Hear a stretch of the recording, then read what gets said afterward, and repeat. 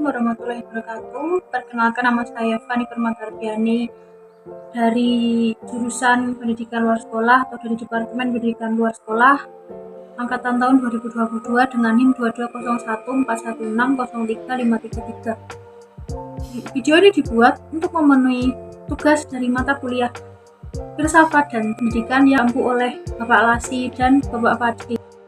Jelaskan mengenai bagaimana cara saya untuk mencapai kesuksesan cita-cita atau tujuan saya adalah lulusan tahun 2021 dan memutuskan untuk gap year yang sekarang ini saya berkuliah dan masuk di angkatan 2022 karena pada saat saya mendaftarkan diri saya ke PTN di manapun itu saya ditolak, mulai dari PMDK, SNM, jalur prestasi, dan SBMPTN. Keputusan untuk gap year atau jeda selama setahun merupakan keputusan yang tidak mudah bagi saya, karena saya juga memikirkan apakah saya sudah siap untuk mengenyam bangku kuliah di tahun yang sama, yaitu 2021. Selama saya gap year, saya banyak mengikuti kegiatan sebagai relawan dalam kegiatan sosial dan lingkungan hidup, berinteraksi dengan anak-anak dan remaja dari latar belakang yang kurang beruntung, yang dapat mengubah pola pikir dan perspektif saya tentang memang dari situ saya melirik bagaimana pendidikan formal dan pendidikan informal atau pendidikan luar sekolah yang sedang saya dalami ini sebagai jurusan yang saya ambil dan saat ini memiliki dampak yang sangat luar biasa. Saya melihat banyak anak-anak yang kehilangan akses ke sekolah formal tetap masih bisa belajar dan cara alternatif lainnya. Juga belajar banyak tentang cara mengolah, memilah, dan memanfaatkan sampah dengan benar sehingga dapat menghasilkan pundi-pundi rupiah jika dijual.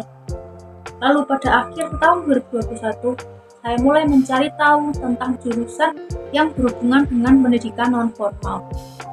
Dan Universitas Negeri Malang muncul sebagai salah satu pilihan di dalamnya. Jadi jurusan impian saya sebenarnya adalah pendidikan bahasa Inggris dan universitasnya Universitas Negeri Yogyakarta. Nah, lanjut, dan jurusan ini tidak hanya terkenal dalam pengajaran yang berkualitas, tapi juga fokus pada pengembangan pendidikan yang berkelanjutan. Walau jurusan ini masih belum banyak orang tahu, jurusan pendidikan luar sekolah pasti terlihat sangat asing untuk orang-orang awam. Lalu pada tahun berikutnya, pada 2022, saya mencoba peruntungan terakhir saya dengan mengikuti SBMPTN untuk kedua kali. Saya berharap bisa masuk ke jurusan impian saya, yaitu pendidikan bahasa Inggris di UNY. Namun rencana Allah SWT ternyata selalu lebih baik daripada yang saya rencanakan. Dari dua pilihan yang saya ajukan, saya diterima di pilihan kedua di PLS, Pendidikan Luar Sekolah di Universitas Negeri Malang. Walaupun rasanya saya sedikit kecewa karena saya tidak dapat menaklukkan jurusan impian saya. Namun seiring berjalannya waktu, saya mulai menerima itu semua dan saya mulai merasakan bahwa semua rencana Allah Subhanahu wa Ta'ala lebih baik daripada rencana yang saya rencanakan.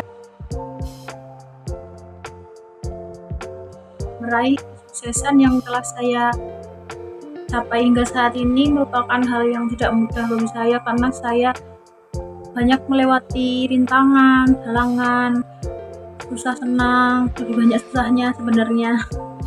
Lalu juga saya merasa bangga bisa menjadi bagian dari keluarga besar pendidikan luar sekolah di Universitas Negeri Malang ini. Saya juga sudah tahu dan bahwasanya pendidikan luar sekolah ini juga banyak berkontribusi untuk masyarakat, karena khususnya adalah pendidikan non formal dan informal.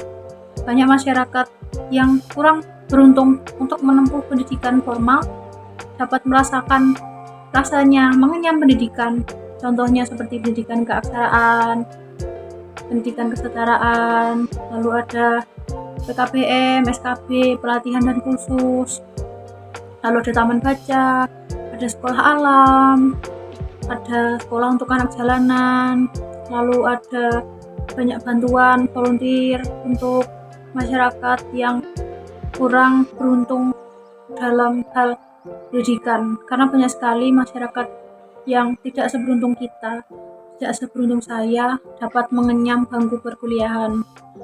Saya berharap dengan masuknya saya di pendidikan luar sekolah ini, entah saya akan melanjutkan lagi ke studi yang lebih tinggi ataupun tidak, saya ingin bermanfaat untuk orang banyak, seperti mata kuliah yang sudah saya lewati, yaitu ada mata kuliah bernama pendidikan sepanjang hayat, di mana pendidikan akan terus kita bawa sampai masuk liang lahat, dari lahir sampai masuk liang lahat. Modus operasionalnya adalah Kejaksaan Agung mengungkap bahwa para pejabat di PT Pertamina Patraniaga melakukan blending atau pengoplosan antara BBM RON 90 Pertalite dengan menjadi RON 92 Pertamax. Hal ini dilakukan dengan cara membeli BBM dengan spesifikasi yang lebih rendah, kemudian mencampurkannya di depot untuk dijual sebagai Pertamax.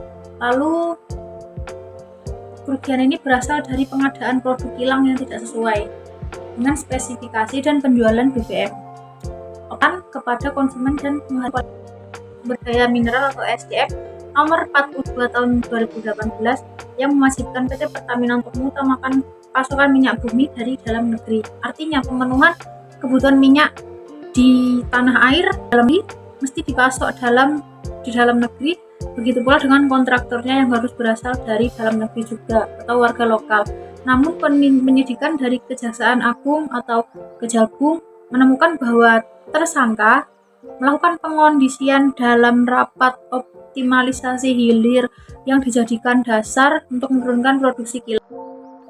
Mantan Komisaris Utama PT Pertamina, Persero, Basuki Cahayapurnama atau kita kenal sebagai Ahok, juga menyatakan dirinya siap jika diperiksa oleh Kejaksaan Agung atau Kejagung terkait kasus korupsi tata kelola minyak mentah dan produk kilang Pertamina Subholding dan kontraktor kerjasama atau KKKS pada periode 2018-2023. Nah, Ahok menyatakan bahwa dia justru sangat senang jika bisa membantu penyelidikan yang tengah berlangsung. Dia juga menyatakan siap memutar rekaman rapat yang dia simpan agar masyarakat mengetahui bobroknya para direksi atau jajaran pejabat di PT Pertamina.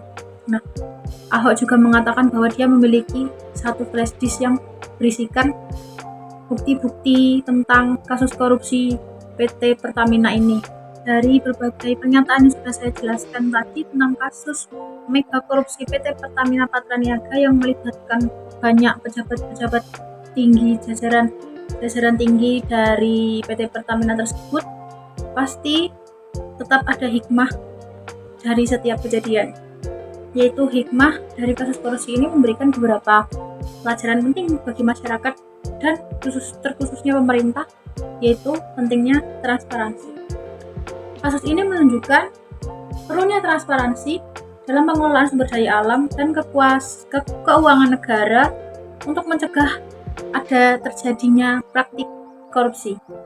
Lalu diperlukan pengawasan yang super ketat terhadap perusahaan BUMN agar tidak ada praktik korupsi dan dapat diidentifikasikan dan langsung dapat ditindaklanjuti lebih awal.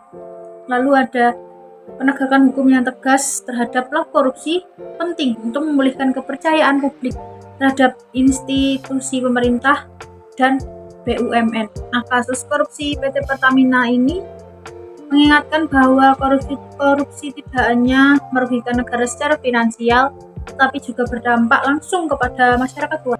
Berdasarkan keterangan dari saksi, keterangan ahli, dan bukti yang telah disita secara sah, ketujuh tersangka akan ditahan selama 20 hari ke depan untuk kebutuhan penyidikan yang dimulai dari Senin 24 Februari 2025.